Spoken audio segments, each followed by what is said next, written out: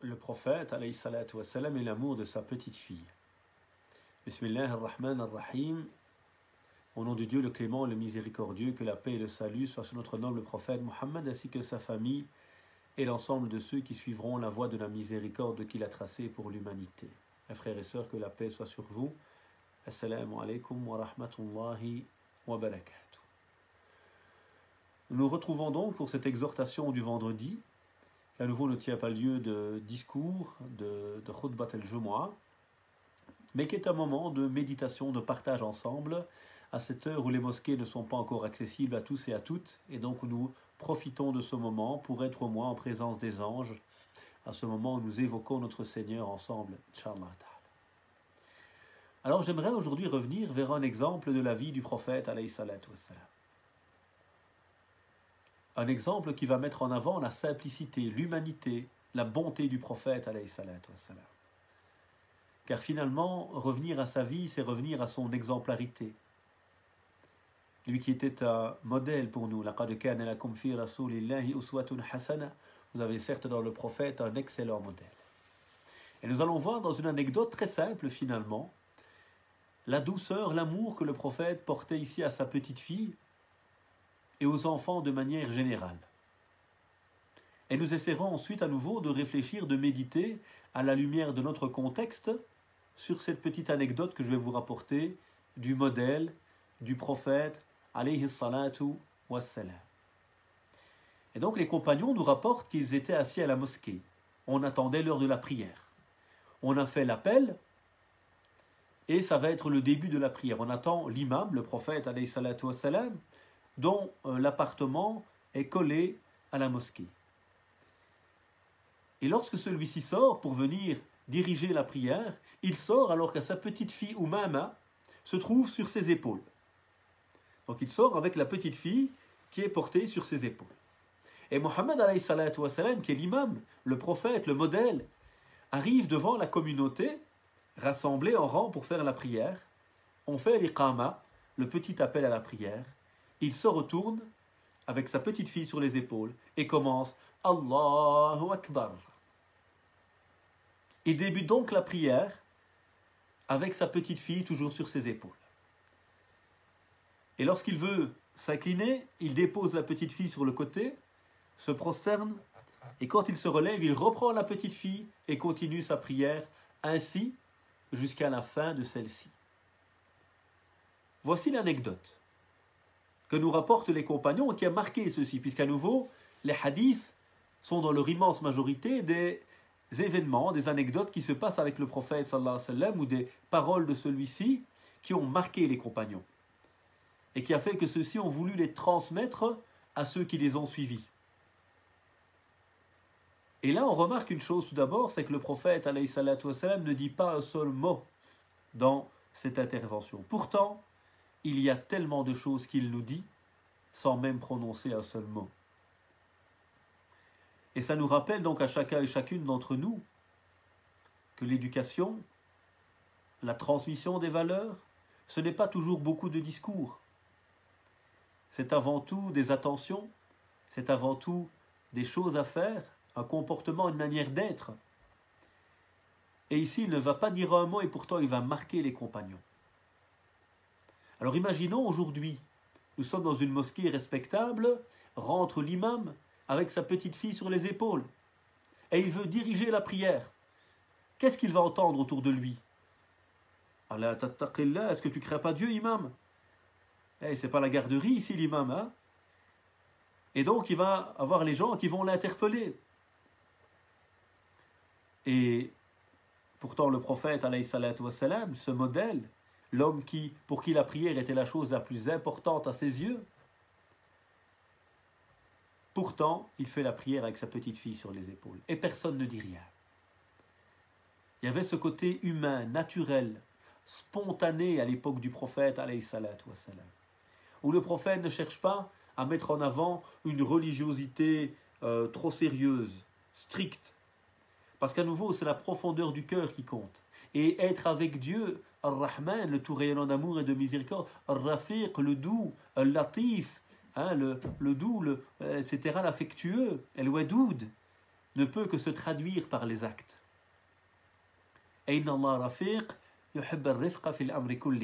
Dieu est doux, il aime la douceur dans toutes choses. Et donc Mohammed alayhi salatu wa salam ici, sans même dire un mot, va marquer les compagnons, va transmettre quelque chose. Et ça c'est important pour nous de nous le rappeler aussi. Il y a tellement de choses que le non-verbal transmet sans même avoir besoin de s'exprimer. On n'a pas besoin tous d'être des grands spécialistes de la rhétorique. Notre comportement est plus marquant que nos paroles. En arabe, on dit même les gens, ils écoutent par leurs yeux. Parce qu'ils vont voir ce que tu es, ta cohérence, ton sourire, ta douceur, ton sérieux. Tout ça va les marquer. Et donc, premier élément qu'on peut retenir de cette petite anecdote du prophète qui sort avec sa petite fille sur les épaules et qui dirige la prière avec elle dans ce moment de tendresse et de proximité avec Dieu, mais avec elle également, c'est que on peut dire tellement de choses sans même parler, par son comportement. On apprend tellement de choses à nos enfants sans même parler, par un sourire, par la douceur, par un moment de prière qu'on a couplé en commun, et puis un câlin qui va suivre celui-ci. Ensuite, on voit, comme on l'a dit, que le prophète, alayhi salatu wassalam, il vit une religiosité, une spiritualité qui est normale, qui est spontanée. Nous, on a tendance aujourd'hui, surtout au début parfois du cheminement, avec certains discours qui voient du haram partout, on a des gens, on voit très bien qu'ils sont en train, ils sont pas naturels en fait, ils sont en train de faire un jeu. Une femme, a'oudhu billah, il faut pas que je la regarde, je baisse la tête en dessous de la table, etc. On voit très bien qu'il y a une forme de mise en scène qui existe. Alors bien sûr qu'il y a de la pudeur en islam, mais c'est des choses naturelles. On apprend à se maîtriser, pas besoin. Hein. On va s'habiller avec des vêtements, des ayos, des vêtements de pauvres pour montrer soi-disant que nous sommes des gens simples. Non, habille-toi normalement. Fais-toi beau. Et il ne faut pas faire semblant d'être dans une piété apparente. Quand tu passes devant les gens, Bismillah, Masha'Allah. On voit des gens qui sont spécialistes pour lancer des slogans religieux à chaque fois qu'ils rencontrent quelqu'un. Vivons l'islam dans la pudeur, la discrétion. Discrétion, ce n'est pas l'effacement. Hein? Être discret. On n'a pas besoin de parler, de crier sur tous les toits. Je suis musulman. Vis ton islam. Son comportement était le Coran. Son comportement. Et lorsque Dieu a voulu faire l'éloge du prophète, il a dit tu es d'un comportement éminent. Donc nous avons cette spontanéité de la pratique. Vivons notre islam naturellement et simplement. Ensuite, nous voyons la proximité du prophète, alayhi salatu wassalam, avec sa petite fille. Alors on imagine qu'il est dans sa petite chambre, le prophète avait un petit appartement collé à la mosquée, et qu'il jouait avec sa petite fille sans doute, et qu'au moment de la prière, elle ne veut pas partir. On a tous eu ça avec un enfant qui s'accroche, qui ne veut pas nous lâcher. Alors le prophète, sans doute pour ne pas frustrer la petite fille, la prend avec lui, même dans la mosquée. Cette intimité, et ça ne trompe personne. C'est quelque chose qui se vit dans l'intimité. On ne fait pas ça pour le regard des gens. C'est dans notre réalité qu'on sait qui nous sommes. Parce qu'on est spontané, parce qu'on est vrai. À l'extérieur, on met souvent un costume, comme disent les sociologues. On met son costume de musulman, son costume d'employé, son costume d'enseignant. À la maison, on est souvent le plus spontané. Et on voit le prophète qui joue ici avec cette petite fille, qui a cette proximité avec les enfants, qui aimait les enfants de manière générale. Une autre fois, il est chez lui à la maison, il y a le Hassan et le Hussein, ses deux autres petits-fils, qui sont sur ses genoux, il les embrasse, il joue avec eux. Et un homme lui dit, fier, parce que les Arabes de l'époque étaient des gens rudes et durs, il lui dit, j'ai 10 enfants, et je ne les ai jamais embrassés. Il est fier, je suis un vrai homme, moi. Le prophète le regarde et lui dit, qu'est-ce que je peux pour toi si Dieu a retiré de ton cœur la miséricorde? Man la yarham la yurham. Celui qui ne fait pas miséricorde, on ne lui fera pas miséricorde. Et donc il y avait cette proximité, cet amour. Oh mon Dieu, disait le prophète sallallahu alayhi wa sallam, j'aime el Hassan et le Hussein, aime-les comme je les ai aimés. Il y avait donc cette proximité du prophète envers les enfants. Et cette proximité, elle doit se vivre par l'amour, par la douceur. Les enfants ont besoin que le représentant de l'islam, parce qu'en Europe, Qui représente l'islam pour nos enfants? Deux choses. Leurs parents, leurs grands-parents, bref, la famille proche et la mosquée. Ce sont deux endroits qui doivent être marqués par l'amour, par la proximité, par la pédagogie. Un enfant, il doit être heureux de venir à la mosquée. Ça va être un lieu de joie. Ça n'a pas toujours été le cas malheureusement. Et alhamdoulilah, les choses commencent à évoluer. Les gens commencent à se rendre compte que certaines mentalités ne sont pas adaptées, que certains discours rigoristes ont fait fuir les gens du message. Malheureusement, ils sont l'antithèse de l'islam. L'islam qui est douceur, qui est sourire. Tabassamuka fi wajhi akhika sadaqa. Ton sourire à un frère est une aumône. Yuridullahu bikumul yusr. Dieu veut pour vous la facilité. Et ce prophète ici, le modèle des modèles, l'imam des imams, qui prie avec un enfant sur ses épaules. C'est tout un symbole qu'il nous donne. Alors en Europe, essayons vraiment d'insister que le foyer soit un lieu d'amour, que l'islam à la maison, ce n'est pas haram, punition, enfer, non. L'islam à la maison, c'est Dieu. Regardez même quand Dieu nous parle et nous demande d'apprendre les piliers de l'islam. Il nous a dit que des choses positives. Allah, Dieu, les anges. Il parle pas, on n'a pas dans les 6 piliers de la foi croire aux démons. Et il y a des gens qui parlent tout le temps de djinn, de diable. On ne dit pas que ça n'existe pas, mais ce n'est pas comme ça qu'on éduque les enfants. On a toujours un dogme positif. On parle de l'au-delà, on ne parle pas de l'enfer, on parle de l'au-delà, du jugement. Il y a un enfer évidemment, mais on a toute une pédagogie pour construire une relation à la religion positive. Et c'est comme ça que l'islam est venu, en construisant les demandes, les obligations, les fondements, c'est ce qui construit ma religion. Les interdits, c'est ce qui la protège. On n'a rien à protéger si on n'a rien construit. Même dans les piliers de l'islam, ce sont des piliers positifs. La shahada, la prière, le jeûne, on n'a pas les interdits qui sont rentrés dans les piliers, par exemple. On ne dit pas qu'il n'y a pas d'interdits. Mais quand Dieu a voulu nous développer, le prophète a voulu nous enseigner, il nous a parlé de piliers positifs, des choses à faire, à construire, d'une foi positive. Et nous, on est en train de traumatiser les enfants, des fois avec haram dès qu'ils sont tout petits, avec Jahannam, l'enfer, avec des djinns partout où ils vont. Non. Une pédagogie positive pour faire aimer l'islam à nos enfants. C'est un grand défi que nous avons. Et on voit ici comment le prophète, sallallahu alayhi wa sallam, dans sa douceur, dans son vécu quotidien, rentre dans la mosquée avec ses petites filles sur ses épaules. Et on sait tous que c'est un moment d'intimité quand on porte son petit enfant comme ça. Et puis il prie, il la dépose délicatement quand il se prosterne, puis il la reprend. Une autre fois d'ailleurs, il est en train de prier, il a un de ses petits-enfants avec lui, et il va prolonger la prosternation. Au point où les compagnons vont penser que la prière a été modifiée. Certains vont essayer de regarder est-ce que le prophète a un problème. Et à la fin de la prière, on va lui dire « Oh messager, qu'est-ce qui s'est passé? Est-ce que la prière a été modifiée? Est-ce qu'il y a maintenant un sous-jour d'une prosternation qui est prolongée ?» Il dit « Non, c'est rien de tout ça. Mais mon enfant est monté sur mon dos. » Un enfant, il voit quelqu'un comme ça sur le dos, ben, il monte dessus comme si c'était un cheval. Et je l'ai laissé jusqu'à ce qu'il soit satisfait, et puis j'ai continué ma prière. Comment être pleinement avec Dieu tout en étant pleinement avec les hommes? C'est un défi évidemment, hein, tout le monde n'arrive pas à ce niveau. On essaye de tendre vers cela, Inch'Allah Ta'ala. Et donc, voyez comment il était avec les enfants, cette douceur, cet amour. Un jour, il est à table, et il y a à sa droite un enfant, et puis des adultes. Alors si en islam on commence par la droite, on a aussi le respect des personnes âgées. Et donc le prophète, alayhi salatu wassalam, demande à l'enfant, est-ce que je peux, donc il servait les invités, le prophète, sallallahu alayhi wa sallam, c'est un homme simple et modeste. C'est pas un roi sur son trône. C'est un homme qui dormait à même le sol, qui n'avait parfois pas de quoi manger, pardon. Et donc, le prophète ici, alayhi salatu wassalam, veut commencer par ce petit. Ou plutôt demander au petit de passer son tour pour laisser boire les adultes. Et le petit dit non.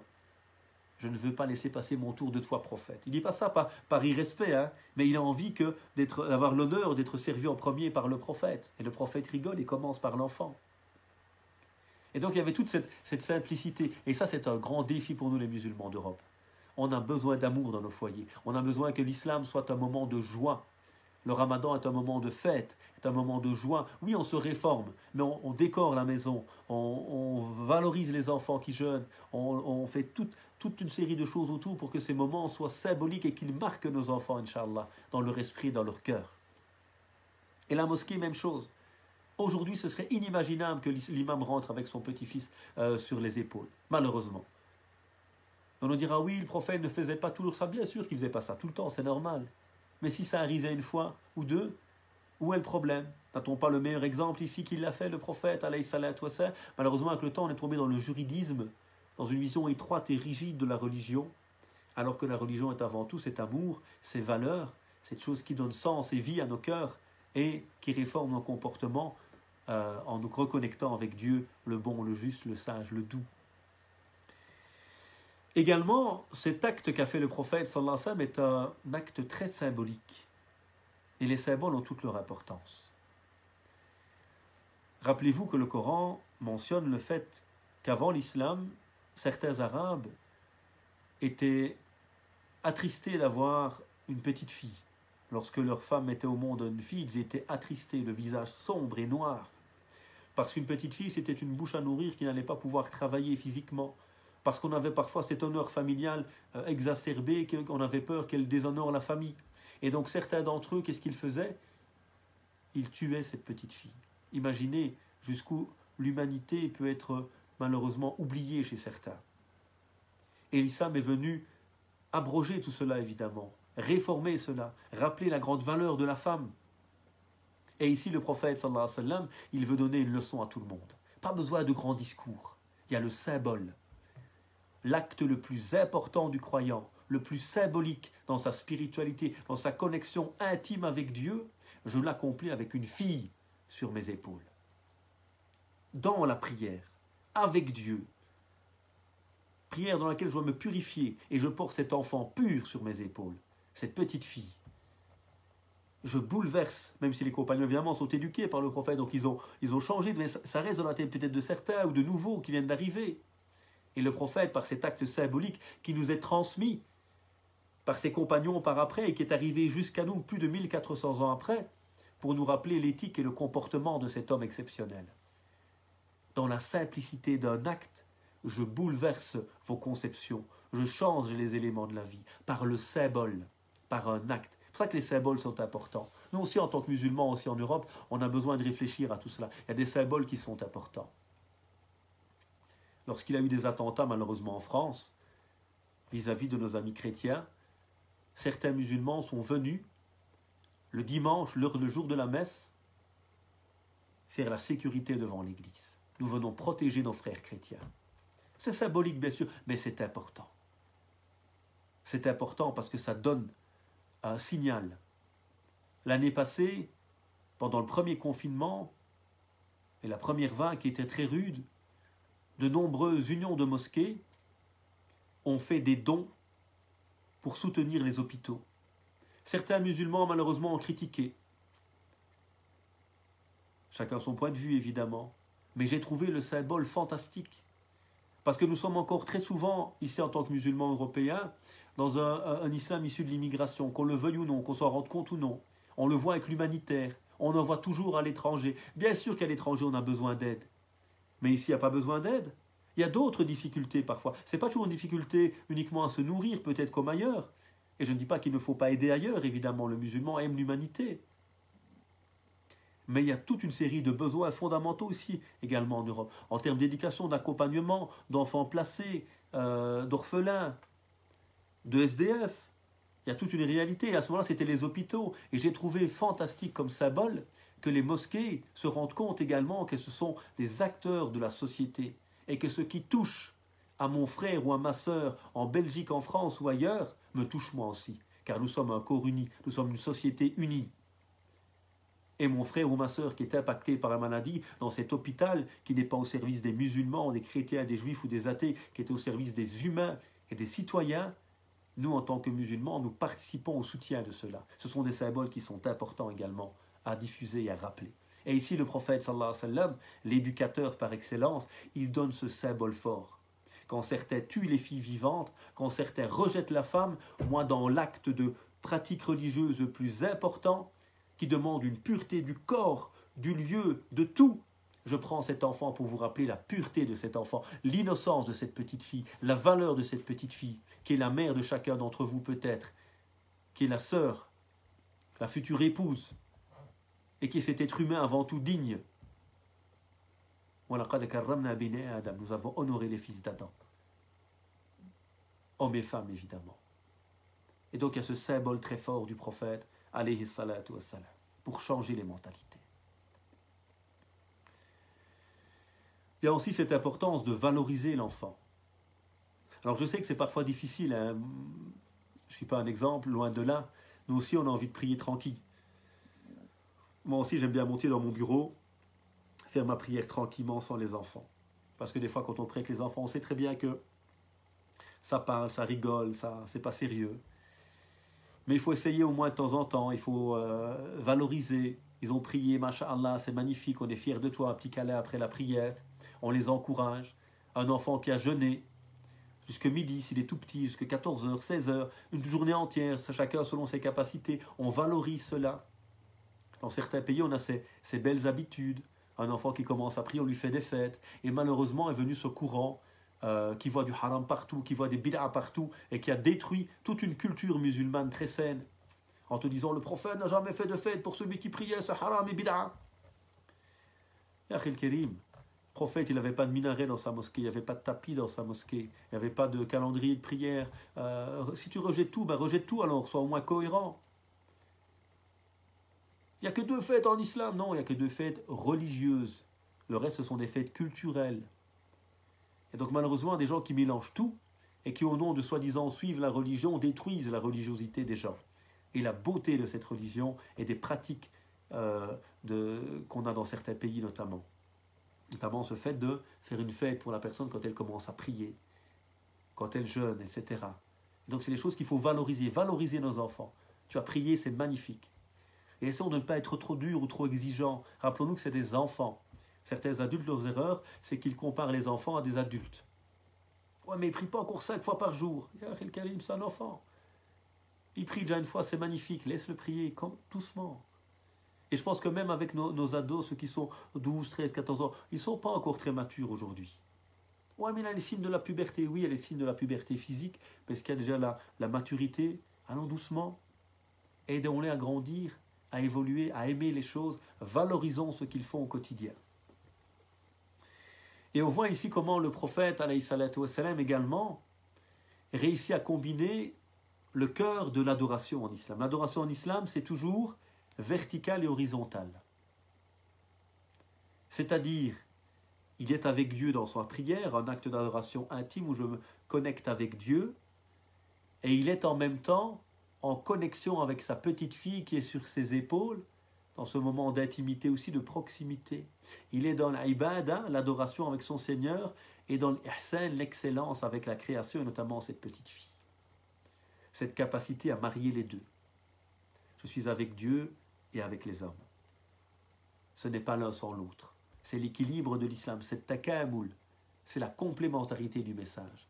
Ce n'est pas être avec Dieu pour s'isoler du monde. Si parfois c'est s'isoler un moment, pour mieux revenir avec le monde, pour vivre avec les gens. Tu ne peux pas être avec Dieu si tu n'es pas avec les hommes, tu mens. Tu te mens à toi-même. Tu peux pas, moi je fais super bien ma prière, je jeûne et tout, j'ai fait le hajj, mais tu es abominable avec tes employés. Tu insultes ta femme, tu bats tes enfants. Tu n'es pas avec Dieu. N'arrête pas de prier, n'arrête pas de jeûner, mais remets-toi en question, tu n'y es pas encore. C'est pas ça la réalité. Être avec Dieu, c'est se connecter avec Ar-Rahman. C'est finir ta prière en disant As-Salam, la paix. Et donc il y a toute cette capacité du prophète et qu'on doit essayer nous aussi d'intégrer.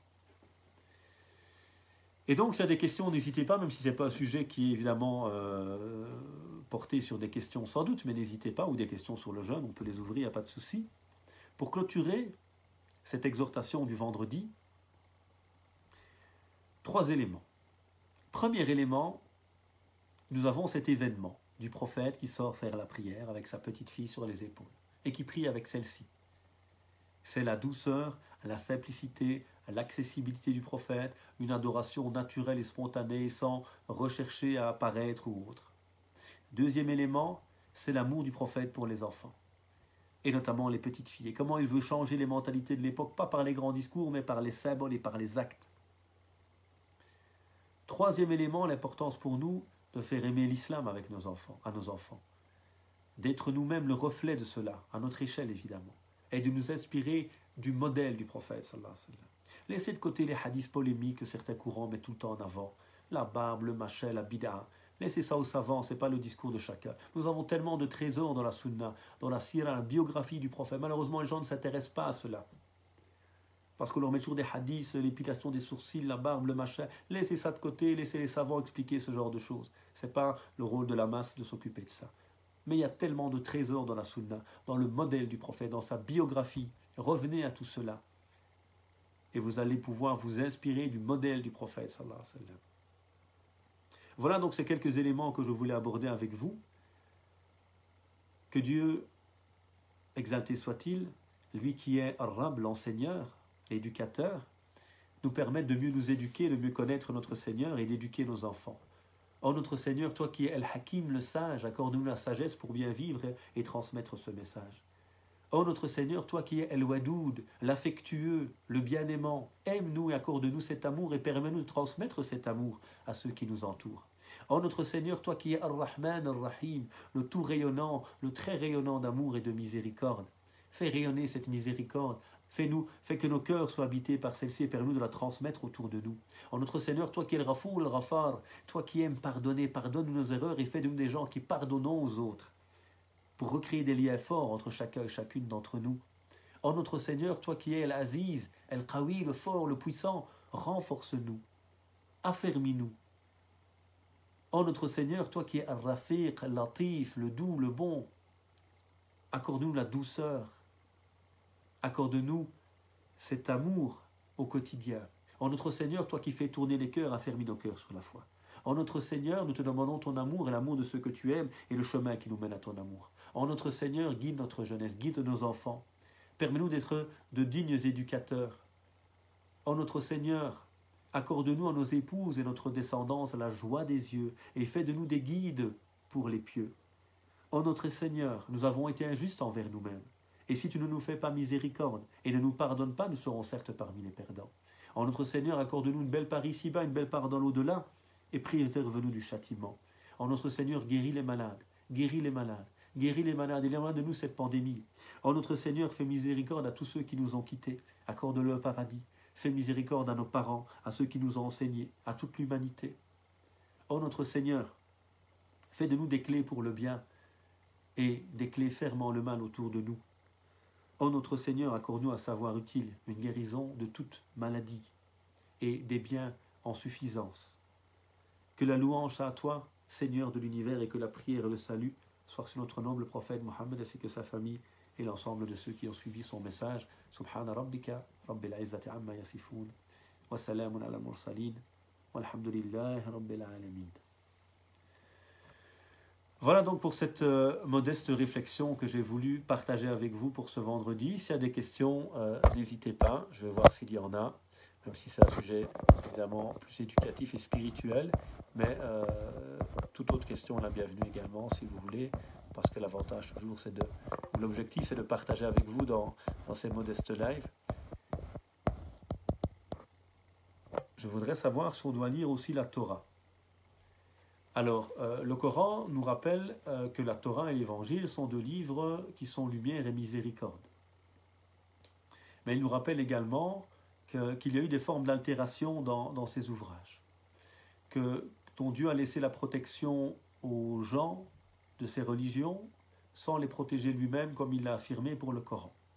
Donc il n'y a pas de mal évidemment à lire le Coran, à lire la Torah, ou à lire l'Évangile ou les Évangiles. Il n'y a pas de mal évidemment, ou que du contraire, un musulman se cultive et va découvrir évidemment les livres des autres communautés, en sachant que c'est le Coran qui est Muhaymin, qui est le livre qui vient au-delà de tous les autres livres, qui vient rappeler l'essentiel, les fondamentaux, qui vient corriger les conceptions ou les erreurs qui auraient pu s'infiltrer dans les pensées humaines avec le temps. Donc le Coran reste supérieur à tout cela évidemment, mais bien sûr que le musulman est appelé à découvrir sans appliquer ce qu'il y a dans ces révélations, car le Coran a apporté la révélation finale et ce que Dieu attend de nous dans ce cadre-là. Wallahu a'lam.